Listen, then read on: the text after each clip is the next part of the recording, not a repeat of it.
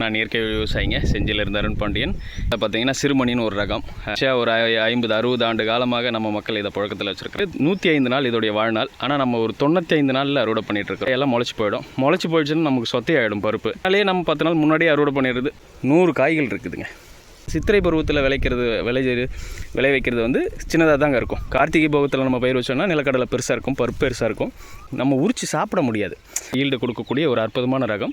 இடையில் பார்த்திங்கன்னா நிறைய கரையான் தாக்குதல், பூஞ்சான் நோய் தாக்குதல், வேரழுகி நோயெல்லாம் வந்துடுச்சு. இந்த வருஷம் நல்ல அறுவடைங்க. விவசாய சொந்தங்கள் அனைவருக்கும் வணக்கங்க. ஒரு செடியில் 50-60 வேர்க்கடலை காய்ப்பதே பெரிய விஷயங்க. ஆனால் விவசாயி ஒருத்தர் ஒரு செடியில் 100 வேர்க்கடலை காய்ச்சிருக்குங்க. அந்த விவசாயினுடைய அனுபவத்தை தான் இந்த பதிவில் பார்க்க போகிறோம். வாங்க வீடியோக்குள்ளே போகலாம்.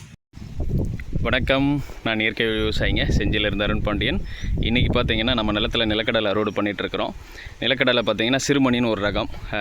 நம்ம பகுதி மக்கள் வந்து பட்டாணின்னு சொல்லுவாங்க, நாட்டு ரகம்னு சொல்லுவாங்க. ஆனால் இது வந்து திண்டிவனம் 7ன்னு சொல்லக்கூடிய ஒரு அற்புதமான ஒரு ரகம். எப்போவுமே தொடர்ச்சியாக ஒரு 50-60 ஆண்டு காலமாக நம்ம மக்கள் இதை புழக்கத்தில் வச்சுருக்குறாங்க. நாங்களும் வச்சுருக்குறோம். இது பார்த்திங்கன்னா இப்போதைக்கு அறுவடை வந்திருக்கு. 105 நாள் இதோடைய வாழ்நாள். ஆனால் நம்ம ஒரு 95 நாளில் அறுவடை பண்ணிகிட்ருக்குறோம். ஏன்னு கேட்டிங்கன்னா பெரும்பாலும் வந்து இந்த ரகத்தை பொறுத்த வரைக்கும் 105 நாள் வரைக்கும் நம்ம தரமாக மூத்துட்டோன்னு எல்லாம் பழுக்கட்டோன்னு விட்டோம்னா முன்னாடி வச்ச காயெல்லாம் முளைச்சி போயிடும். முளைச்சி போயிடுச்சுன்னா நமக்கு சொத்தையாகிடும் பருப்பு சொத்தையாச்சுன்னா கடைசி வரைக்கும் பிரச்சனை. அது தனியாக பிரித்து எடுக்கிறதுல ரொம்ப சிரமமாக இருக்கும். அதனாலே நம்ம 10 நாள் முன்னாடியே அறுவடை பண்ணிடுறது. பிஞ்சாக இருந்தால் பரவாயில்ல. பெரும்பாலும் பிஞ்சாக 90% பிஞ்சாக இருக்காது. இந்த ரகத்தை பொறுத்த வரைக்கும் நல்லா உப்பாக காய் வைக்கும். உப்பாகவே அறுவடை பண்ணலாம். ரொம்ப திரட்சியாக இருக்குங்க. இந்த பருவத்தில் பொறுத்த வரைக்கும் மணிகள் அங்கே பாருங்கள், 100 காய்கள் இருக்குதுங்க. அதில் பார்த்திங்கன்னா பெரும்பாலும் வந்து நல்லா திரட்சியாக தான் இருக்குது. இப்போ இந்த மேலே இருக்கக்கூடிய காயெல்லாம் முதல்ல வச்சுருக்கோம். அது எல்லாமே முளைச்சி போயிடும். அதனாலே நம்ம சீக்கிரம் அறுவடை பண்ண வேண்டியிருக்கு. பின்னாடி வச்ச இந்த பிஞ்செல்லாம் பார்த்திங்கன்னா இந்த பிஞ்செல்லாம் வரட்டுன்னு பார்த்திங்கன்னா முன்னாடி வச்ச காயெல்லாம் முளைச்சிக்கும். அதனாலே முன்னாடி அறுவடை பண்ணுறது இந்த ரகத்துக்கு பொறுத்த வரைக்கும் ரொம்ப சிறப்பான ரகம். இன்றைக்கி அறுவடை போயிட்டுருக்குதுங்க. 50 காய்கள்லேருந்து 60 காய்கள் சராசரியாக இருக்குது. அதிகபட்சம் பார்த்திங்கன்னா 100 காய்கள் இருக்குது. இந்த செடியில் 100 காய் இருக்குது. சராசரியாக எல்லா செடியிலும் பார்த்திங்கன்னா 50-60 60 காய்கள் இருக்குதுங்க. ரொம்ப திரட்சியாக இருக்கும்.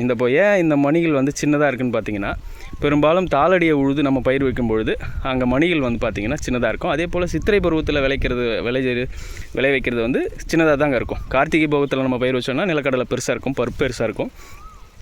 நம்ம சித்திரை பருவத்தில் விதைக்கிறோம். அதுவும் குறிப்பாக தாளடியில் உழுது பயிர் வைக்கிறோம் பொழுது பருப்பு சின்னதாக தான் இருக்கும். ஆனால் ரொம்ப திரட்சியாக இருக்குங்க. நம்ம உரித்து சாப்பிட முடியாது. அந்த அளவுக்கு கையால் உரிக்க முடியாத அளவுக்கு ரொம்ப திரட்சியாக இருக்கும். பார்க்குறதுக்கு பருப்பு நீங்கள் அழகாக இருக்கும். உங்களுக்கு காஞ்ச பிறகு உடச்சி பார்த்திங்கன்னா பருப்பு ரொம்ப அழகாக இருக்கும். மக்கள் சாப்பிடும்பொழுது பச்சைக்காய் வேணும்னு வாங்கி சாப்பிட்டாங்க. உரிக்க முடியலையேன்னு கஷ்டப்பட்டாங்க, குறைபட்டாங்க. அந்தளவுக்கு ரொம்ப திரட்சியான ஒரு ரகம். ரொம்ப இடைவெளி விட்டோம் அப்படின்னா ரொம்பவே நல்ல ஈல்டு கொடுக்கக்கூடிய ஒரு அற்புதமான ரகம். இது ஏன் இடைவெளி அதிகமாகச்சுன்னு பார்த்திங்கன்னா இந்த வருஷம் மல்டி சீடர் மிஷினில் போட்டிருந்தோம். அது சரியாக பருப்பு விழல, சரியாக முளைக்கல. இடையில் பார்த்திங்கன்னா நிறைய கரையான் தாக்குதல், பூஞ்சான் நோய் தாக்குதல், வேரழுகி நோயெல்லாம் வந்துடுச்சுங்க இந்த வருஷம். நாங்கள் இந்த வருஷம் எந்த இடுபொருளும் கொடுக்கல. போன வருஷம் வேப்ப முன்னாக்கு கொடுத்தோம். இந்த வருஷம் எதுவும் கொடுக்கல. எதுவும் கொடுக்காம தான் பயிர் வைக்கிறோம். நீங்கள் அப்படி பயிர் வைக்காதீங்க. வேப்ப முன்னாக்கு கொடுக்கறது அவசியம். இந்த வருஷம் நல்ல அறுவடைங்க. ரொம்ப சந்தோஷமாக இருக்குது. நன்றி.